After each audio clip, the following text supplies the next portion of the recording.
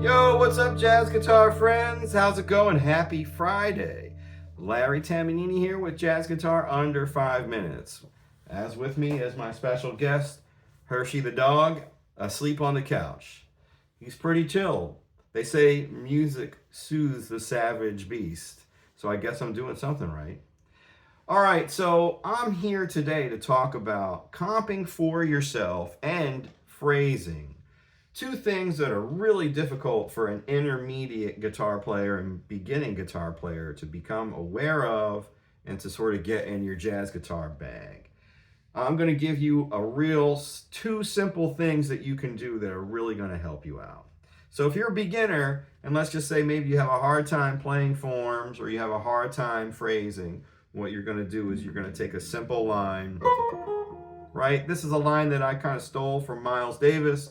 Wes Montgomery also kind of had blues like this, No More Blues on Smoking on the Half Note or Smoking at the Half Note. And then you have Miles Davis doing francing. Sometimes there's like a silent P francing. I always liked Joe Henderson's version from Musings for Miles with Sco on guitar. I think that guitar is like the Bible for comping and just interpreting Miles tunes.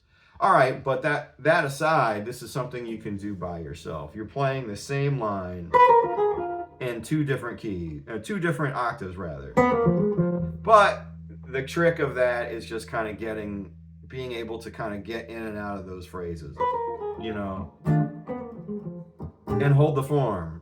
It's not easy to do, especially if you're just starting out. So that's number one. And if you feel pretty comfortable that you can do that, and you're playing a blues, just like we all have the habits of playing licks in the same spot, we can sort of, instead of playing the same licks, you sort of playing like over the same areas of the song all the time.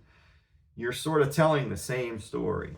So a great way to break that up is, on my first chorus, what I tried to do is I tried to play a 1-bar phrase and comp for myself. And I played a 2-bar phrase.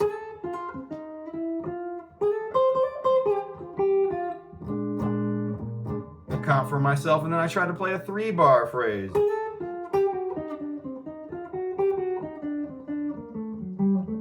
And play into that 5 chord.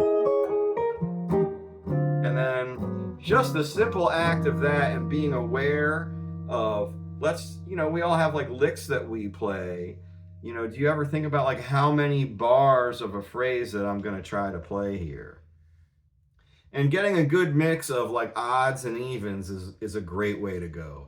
If you're playing a 1-bar phrase and taking a break, and then you're playing a 2-bar phrase and taking a break, and then going back to like a 3-bar phrase, immediately you're going to be communicating yourself in a different manner. We all have the habit of getting into noodle country on the guitar, right? Where we can just be noodling in the major or the minor or whatever kind of like modal thing you're into. So this is a way where you can't do that. You have to start to plan out your ideas and think in broader terms. And that's kind of what happens as you get older, or get more experience playing, the guitar and playing jazz. So the idea of playing 1-bar phrase, comping, 2-bar phrase,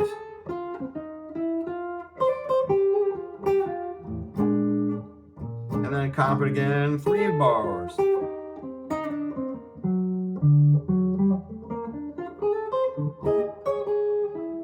And then whatever turnaround you want to do, you can see me kind of doing that a lot. It's cool, right? And you heard one chorus. Now, there's a lot I could do after that, where I could play 2 and 1. I could switch it up as much as I want. Real simple way to sort of get your phrasing happening instead of just repeating the same lines all the time.